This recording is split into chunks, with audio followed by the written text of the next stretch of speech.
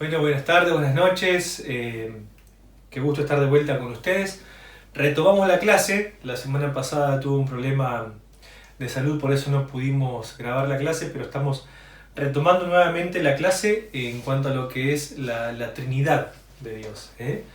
Dijimos que es quizás algo no tan fácil de explicar, porque tenemos una mente finita, y bueno, Dios es infinito, y no podremos nunca entender en su totalidad los aspectos en sí de la Trinidad, pero por lo menos toda luz que encontramos en la Biblia queremos transmitirla o tratar de transmitirla para aclarar un poco lo que es nuestra idea de Dios. Como decía en la primera clase, muchas veces tenemos una idea preformada de Dios, quizás de la familia, quizás de algún pariente, quizás muchas veces de la televisión, de Hollywood, van pintando a una clase de Dios, pero en la Biblia es la autobiografía de Dios. Él allí cuenta realmente cómo es, cómo se relaciona con el mundo, y a través de su palabra podemos conocerle a Él tal cual Él dice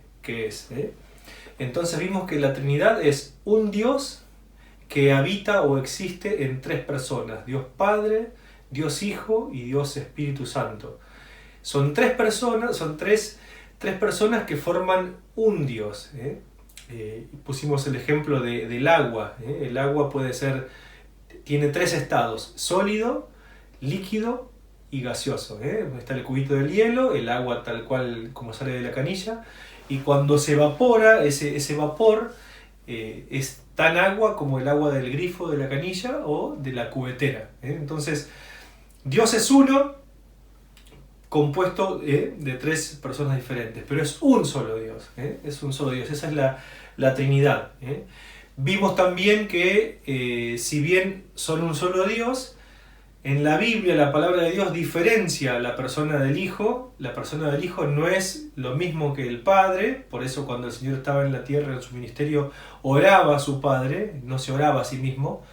El Espíritu es distinto al Hijo. Jesús dijo: vendrá otro Consolador, hablando allí del Espíritu Santo, y el Espíritu es distinto al Padre. Son tres personas diferentes que forman un solo Dios, como dice Deuteronomio 6:4, oye Israel, Jehová nuestro Dios, Jehová, uno es. No son muchos dioses diferentes, no son un conjunto de dioses, sino que es un Dios que habita en tres personas distintas. Y cada una de esas personas se relaciona con la humanidad. Y cada una de esas personas estuvieron presentes en la creación y también en la obra de la resurrección. Y en toda la Biblia vamos a ver desde el libro de Génesis, como estudiábamos la primera clase, que Dios va hablando de hagamos al hombre. Hablando allí en plural, de hacerlo, allí Dios Padre, Dios Hijo, Dios Espíritu, desde el momento de la creación estuvieron habitando y viviendo juntos. No desde la creación, desde siempre. Lo podemos conocer desde la creación al relato, porque desde allí tenemos cuenta de la historia. Pero en esta segunda clase que vamos a ver hoy, vamos a ver, quizás entrar un poquito más, ahora sí, en la parte que por ahí me gusta un poco más. No es tan teórica, sino que es un poco más práctica. Quizás el hecho de entender, está bueno entender de la persona de Dios, que es un Dios que habita en tres personas, pero quizás el hecho de ver qué pasa con ese Dios o qué clase de Dios es ese que menciona la Biblia, ese Dios trino, nos sirve, nos ayuda mucho en nuestra vida diaria. Y estoy seguro de que lo que vamos a leer y vamos a estudiar ahora nos va a ayudar mucho a todos, ya sea que lo estudies por primera vez o que estés refrescando. Hace muy bien volver a pensar en la persona que tenemos. Uno cuando está casado redescubre o revalora a su compañera, a su compañero, a las mujeres, y qué lindo que es ver y estudiar y observar a la persona para volver a realzar esas cosas que nos han cautivado, que nos han gustado y que nos han sido de consuelo, de ánimo, de estímulo. Y hoy vamos a ver una arista de Dios que es importantísima y que trae mucha paz y mucho placer al corazón. Y vamos a ver que Dios es absolutamente soberano. Dios es absolutamente soberano. Voy a leerles un poquito lo que dice aquí el bosquejito que tenemos, los apuntes. Dios dice: no debe consultar con nadie o depender de alguien para tomar una decisión. Y Dios no tiene que responder a nadie por las decisiones que toma. Dios es soberano. Cuando leo este párrafo dice que Dios no tiene que consultar con nadie, Él toma cada decisión solo. Se me viene a la mente la historia de Job. Job era un hombre del Antiguo Testamento, recto, justo, piadoso. Era un hombre excelente, intachable. Tenía una conducta santa, era un hombre muy centrado, que tenía en cuenta a Dios, era temeroso de Dios. Pero en un momento Dios, en su soberanía, permite que Job pierda absolutamente todo. El diablo trata de destruir a la persona de Job y le quita su familia, su salud, sus bienes, y queda allí él todo maltrecho, malherido, totalmente desconcertado es la palabra. Y en eso amigos suyos vienen a querer ayudarlo y diciéndole: mira, vos alguna cosa mala hiciste, si no te hubiese pasado lo que te pasó. Pedile perdón a Dios, así Él te vuelve a bendecir. Y Job estaba seguro que él no había hecho nada malo. Estaba convencido de que no había pecado en él. Esa era la conducta de Job. Entonces él se niega a hacer ese trueque. O sea, los amigos le decían: mira, pedile perdón y vas a ver que te bendice. Querían que él tenga una relación un poco como la de los hijos chiquitos que van midiéndolo a uno, que van queriendo sacar provecho. Y Job no quería eso. Job era un hijo que conocía a Dios, que lo amaba, y él dijo no. Y él mantiene su integridad, pero va pasando el tiempo y él sigue sufriendo y empieza en un momento, en un punto de la vida de Job, a argumentar contra Dios y a pedirle explicaciones a Dios de por qué él estaba pasando lo que estaba pasando, siendo que su vida había sido justa, había sido piadosa, había sido recta. Y acá el autor de este bosquejo dice que Dios no tiene que responder a nadie. ¿Y sabes qué? Job era una persona absolutamente justa, recta, y Dios no le dio ninguna respuesta a Job. Job no tuvo ninguna explicación de por qué le pasaron las cosas malas que le pasaron. No tuvo ninguna explicación. Y esa es la persona de Dios. No es que es un Dios que está lejos, que está distante, que hace... Él hace lo que tiene determinado hacer. Hay veces esas cosas que Dios hace concuerdan con nuestros gustos, concuerdan con nuestros sueños, concuerdan con nuestras expectativas, y hay veces no. Y hay veces nos pasa como le pasó a Job. Uno puede quizás enojarse o puede frustrarse y decir: pero no era esto lo que yo pensaba. No era por ahí la vida cristiana sin problemas. Yo pensaba que me iba a ir todo bien, que no me iban a ir mal las cosas, que los chicos no se me iban a enfermar, que las deudas iban... Y no es así. Y Dios es soberano y Él permite que nos pasen un montón de cosas buenas pero también Él permite experiencias dolorosas en la vida. Vamos a ir un poquito más en profundidad, después no me quiero adelantar, pero Él es soberano. Dice aquí el apunte: soberano es una de esas palabras que no usamos mucho actualmente. La idea de ser los que estamos absolutamente a cargo es difícil de abandonar para nosotros. No es como ser un gerente, porque el gerente sí tiene que responder y rendir cuenta a un comité y finalmente a los dueños. En Inglaterra, unos siglos atrás, la gente tuvo que comprender lo que la palabra soberano significaba. El rey o la reina gobernaban como soberanos y no tenían que rendir cuentas a nadie. Esto es difícil de comprender para nosotros porque acá en nuestros países contamos con un sistema de rendición de cuentas y balance del poder político. O sea, en Inglaterra los reyes, si uno mira por ahí películas antiguas como Robin Hood o como otras que Corazón Valiente, el rey hacía lo que quería aumentar los impuestos, lo hacía, quería expropiarse de tierra, lo hacía. No sé si les suena parecido a alguna cosa que está pasando ahora. Pero ejercían soberanía. Nosotros por ahí no tenemos en nuestra mente el concepto de soberanía tan firme en nuestra mente. Hablando de Inglaterra, ellos están ejerciendo soberanía sobre las Islas Malvinas. Que nosotros decimos las Malvinas son argentinas, y lo eran, pero hoy están bajo un dominio y bajo una potestad de la corona británica. Y ellos allí ejercen autoridad. Bueno, Dios es soberano en todo el universo. Él no tiene que rendirle cuentas a nadie.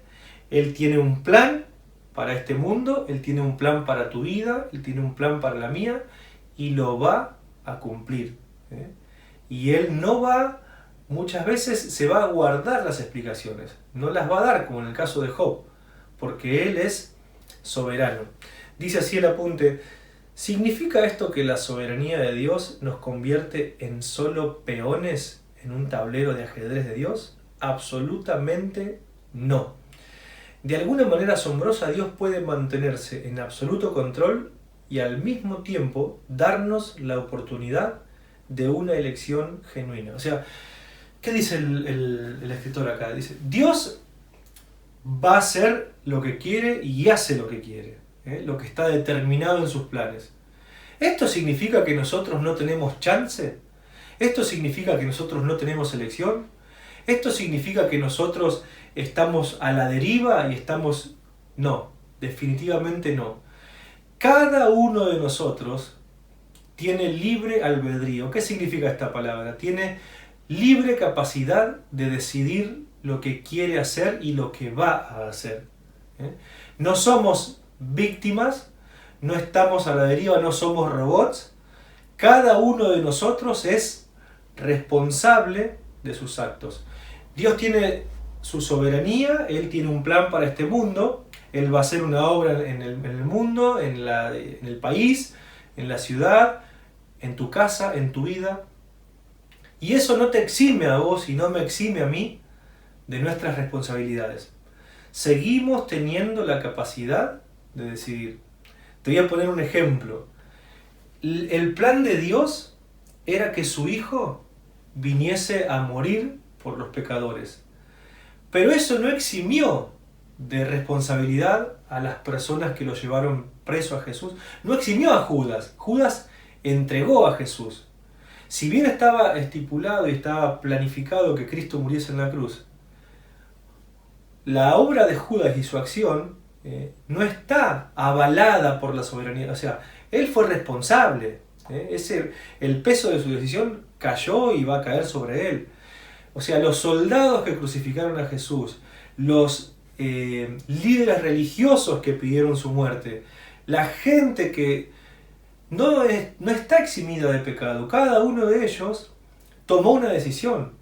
Me encantan las palabras de Pedro allí en el libro de los Hechos. Pedro dice así, que Dios había planificado de antemano que Jesús muera, pero después dice: vosotros crucificasteis y matasteis al autor de la vida. O sea, Dios lo envió para que muera, pero eso no eximía de sus responsabilidades a la gente. Y Él tiene un plan para nosotros, pero nosotros tenemos todavía la capacidad de decir no, de decirle no a ese plan o de cooperar con ese plan. Él tiene un plan, Él tiene una obra que va a llevar a cabo, pero nosotros seguimos teniendo la responsabilidad sobre nuestras decisiones. ¿Está claro esto? Dice aquí el autor, lo que hace a Dios soberano es que su voluntad es siempre lo que se hace al final. A veces junto con las personas y otras veces a pesar de nuestras libres decisiones. Podemos cooperar con los planes de Dios, o hay veces, a pesar de que tratemos de negarnos, Él los va a hacer igual. Te pongo un ejemplo del Antiguo Testamento, los hermanos de José. Dios tenía planificado que José fuese el segundo después de Faraón. Pero los hermanos de José, o sea, no quedan exentos de su pecado, de su responsabilidad. Ellos hicieron mal contra su hermano. En un momento, cuando él se encuentra con ellos, le dice, ustedes pensaron mal contra mí. Eso es una de las verdades. Pero Dios lo encaminó a bien.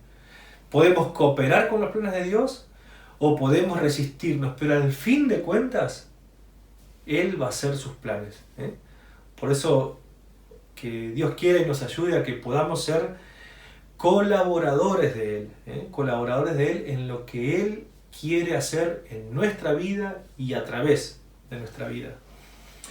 Dice aquí el autor, la soberanía no se refiere a una actitud de Dios, sino a la realidad de quién es Dios. O sea, no es una actitud, sino que Él es soberano. Él ejerce soberanía, no es que pone una actitud para... Él ejerce soberanía porque Él es soberano. Dice también allí el autor, Dios no es uno que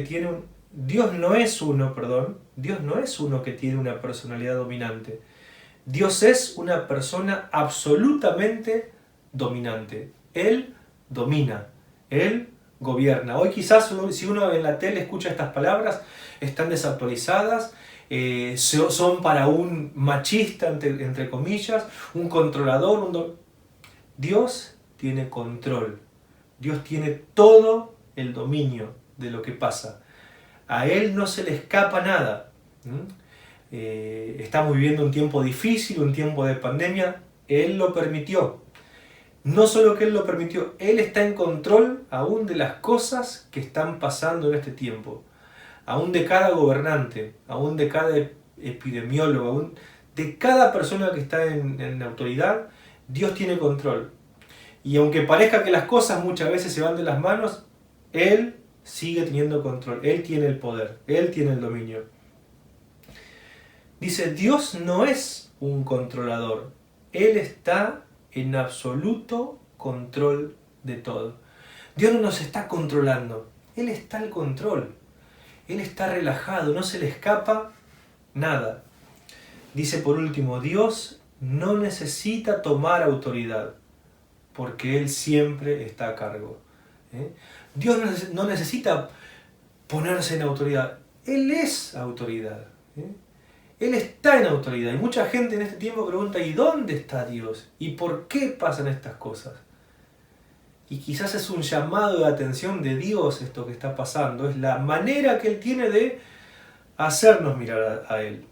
Quizás antes de esta pandemia mucha gente no estaba pensando en Dios, no lo estaba mirando, y quizás esta movidita de piso, este cataclismo sanitario que estamos pasando es para que muchas personas se puedan acercar a Él. Así que Dios es absolutamente soberano. Vamos a aclarar un poquito más esta idea. ¿Qué significa soberanía?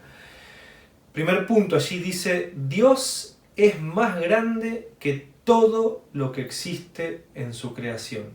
Dios es más grande que todo lo que existe en su creación. Él es trascendente. Él trasciende a su creación. Nos admiramos de muchas cosas en esta tierra y hay un montón de cosas para admirarse. Los que nos gusta viajar y pudimos ir a lugares montañosos, lugares con nieve, mucha gente ha visitado quizás otros países, podemos ver maravillas de Dios en la creación, podemos ver maravillas aún creadas por el hombre, lo que es la ciencia, la robótica, la tecnología. Hoy que podamos estar teniendo una clase por Zoom o por YouTube, es algo increíble, pero Dios está mucho más por encima de todas estas cosas, mucho más por encima de su creación, por encima del hombre, por encima de las cosas que el hombre ha creado. Él es trascendente. Mirá lo que dice este versículo de la Biblia. Dice 1 Reyes 8:27, pero ¿será posible, Dios mío, que tú habites en la tierra? Si los cielos, por altos que sean, no pueden contenerte, cuánto mucho menos este templo que he construido.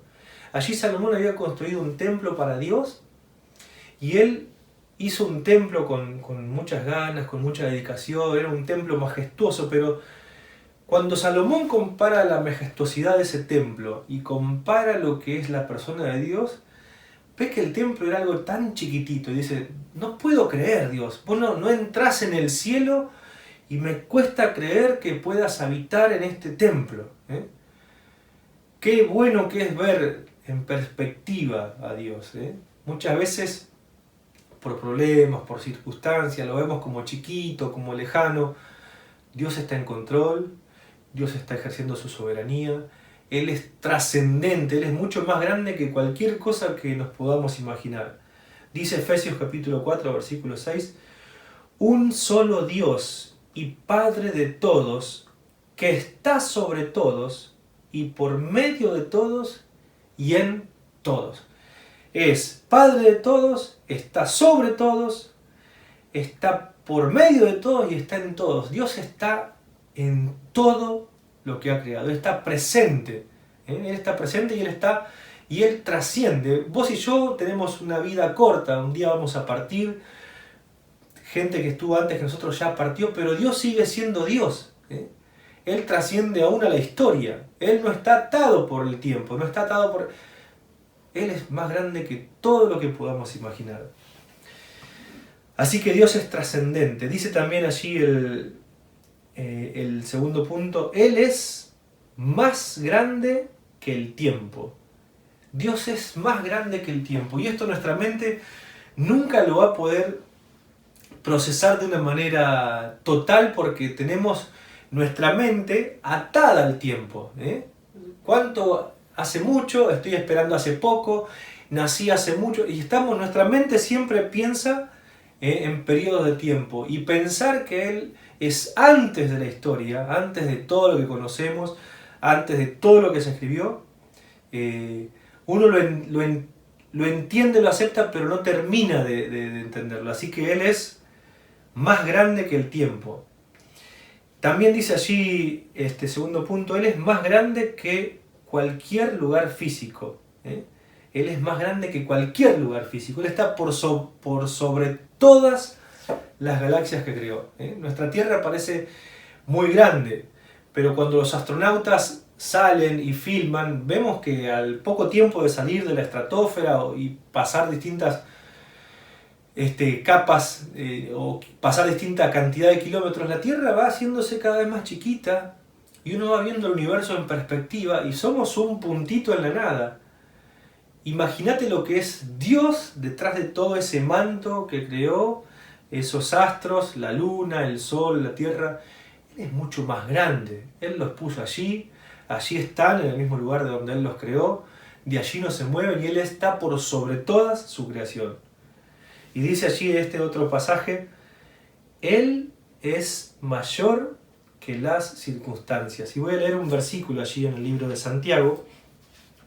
Santiago capítulo 1, versículo 17, dice así, ya se los leo, dice la palabra de Dios, toda buena dádiva y todo don perfecto desciende de lo alto, del Padre de las luces, en el cual no hay mudanza ni sombra de variación. Allí cuando Santiago habla de que en Dios no hay mudanza ni sombra de variación, habla de que Dios no se eclipsa. Esa sombra de variación hablaba de lo que era un eclipse. Dios no se eclipsa por las circunstancias, Él no queda apagado, Él no se esfuma. Quizás muchas veces se nos esfuma a nosotros porque el problema nos tapa a Dios, pero Dios sigue estando allí en el mismo lugar, como un día nublado. Muchas veces los problemas vienen a ser como las nubes que nos ocultan el sol, no nos dejan ver el sol, pero el sol está allí. Uno no lo puede ver, pero se puede sentir, se puede apreciar. Y cuando las nubes son despejadas, podemos ver que el sol no se movió de su lugar y sigue estando allí. Entonces, Dios también es mayor que cualquier circunstancia. Y qué bien que hace eso nuestra alma, porque cuando las cosas van bien, gozamos del bien. Pero cuando las cosas van mal, tenemos que considerar, Dios no se movió de su trono. Dios sigue estando allí. Dios sigue ejerciendo control. Dios sigue siendo tan grande como era antes. Y una vez alguien me dijo una frase: nunca dudes en tinieblas lo que Dios te mostró en la luz. Esas cosas que aprendimos cuando la vida iba viento en popa, cuando las cosas iban bien, si en algún momento las cosas empiezan a venir mal o las cartas no son las que esperábamos, tenemos que acordarnos de los tiempos pasados y acordarnos de la palabra de Dios principalmente, y decir: Dios es más grande que cualquier circunstancia. Él no cambió, Él no va a cambiar. La Biblia dice: Jesucristo es el mismo, hoy, ayer y por los siglos. Y eso trae paz y consuelo a nuestra alma. El Salmo 92 dice así: desde antes que nacieran los montes y que crearas la tierra y el mundo, desde los tiempos antiguos y hasta los tiempos postreros, tú eres Dios. Antes que crees este mundo y hasta los tiempos postreros, o sea, cuando todo este mundo se termine, cuando todo pase, no dice tú vas a seguir, tú eres Dios, es un Dios en presente. Por eso Dios se presentó en la antigüedad como el yo soy. No es que yo era, yo ya, yo soy. Tú eres Dios. Ayer, hoy, siempre. Siempre Dios. Acá nos da un ejercicio el autor. Dice: toma una hoja en blanco y dibuja en ella un punto, el más pequeño que puedas, en el centro de la hoja. Míralo por un ratito. Dice: Dios puede mirar la historia humana tal como tú y yo a ese punto. Puede verlo todo de golpe. Puede observarla echando un solo vistazo. Cada momento, cada vida, cada día. Dios es trascendente. O sea, si haríamos un puntito en una hoja y bien chiquitito y lo mirásemos, veríamos algo minúsculo. Dios puede mirar así la historia no solamente de mi vida, de la humanidad, de un vistazo. Es como si Él hubiese creado al primer hombre hace segundos. O sea, para nosotros pasaron miles de años desde los primeros hombres creados, desde Adán y Eva. Contamos al Señor Jesús como 2020 años atrás. Nuestra mente está atada a tiempo, pero Dios trasciende todas esas cosas. Trasciende el almanaque, trasciende el calendario, trasciende las edades, trasciende los imperios, trasciende las potencias. Él es trascendente. Esa es la idea de este estudio, mostrar que Él trasciende todo, está por encima de todo. Así que vamos a seguir un poquito más adelante. Dios es soberano, Él es trascendente. También significa otra cosa. Esto significa que a Dios nada lo sorprende. Nada sorprende a Dios. Te voy a leer un salmo, el Salmo 139, desde el versículo 2 al versículo 4, dice allí: sabes cuándo me siento y cuándo me levanto. Aún a la distancia me lees el pensamiento. Dios no se sorprende por nada de lo que suceda o hacemos. Nunca escucharemos a Dios diciendo algo así como: no vi venir esto. Uy, casi no agarro esto. O wow, eso sí que fue una sorpresa. Dios lo ve todo y lo sabe todo. Nada sorprende a Dios. A vos y a mí, sí. Muchas veces nos sorprenden circunstancias, nos sorprenden malas noticias, nos sorprenden momentos duros, momentos difíciles, momentos de desconcierto, pero nada sorprende a Dios. Nada le hace perder la calma a Dios.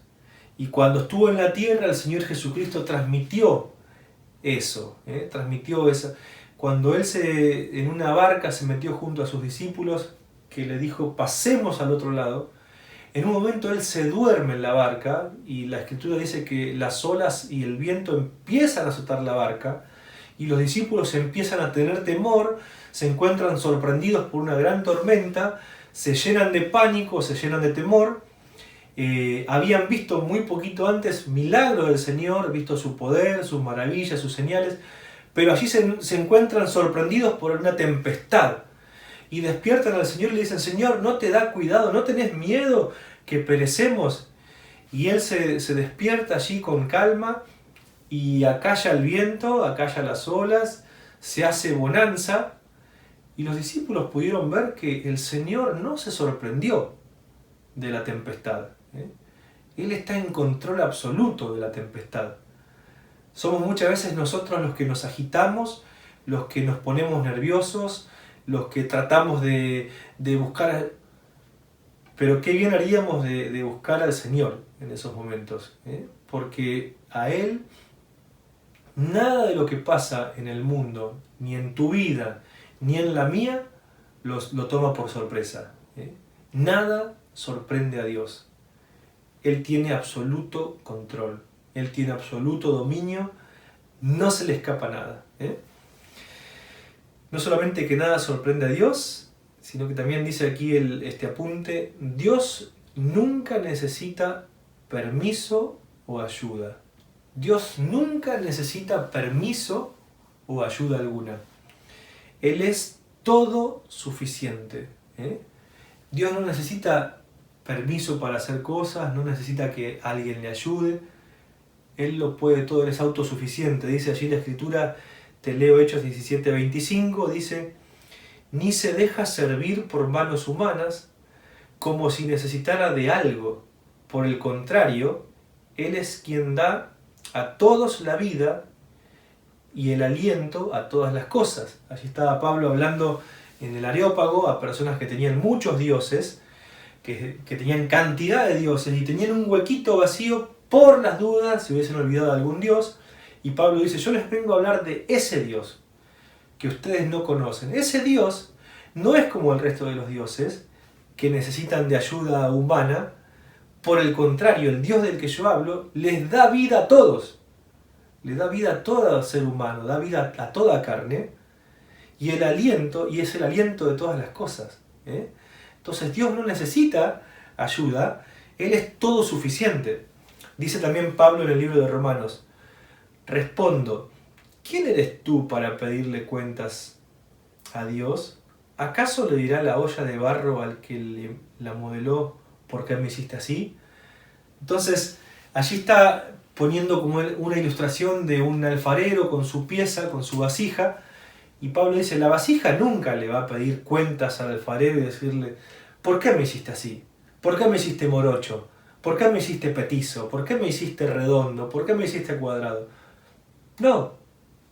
El alfarero tiene potestad sobre el barro y Dios tiene potestad y no tiene que pedir permiso y no necesita ayuda de absolutamente ningún ser humano.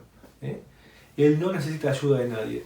Dice, es muy importante recordar lo mucho que Dios nos ama.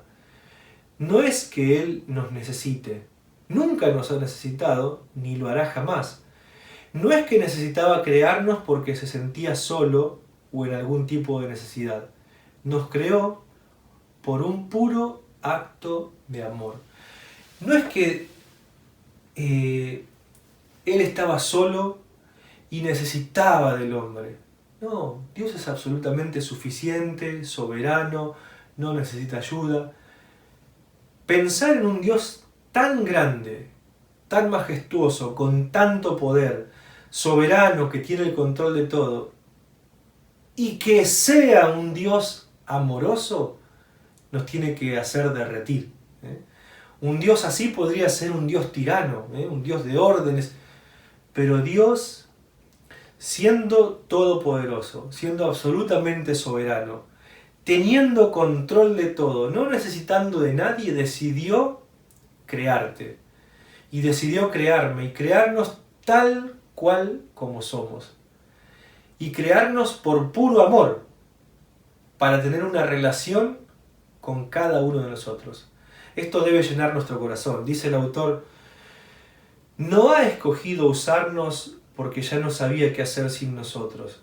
No cometamos el error de pensar que por el hecho de habernos escogido, Dios está limitado a nuestros actos o pensamientos.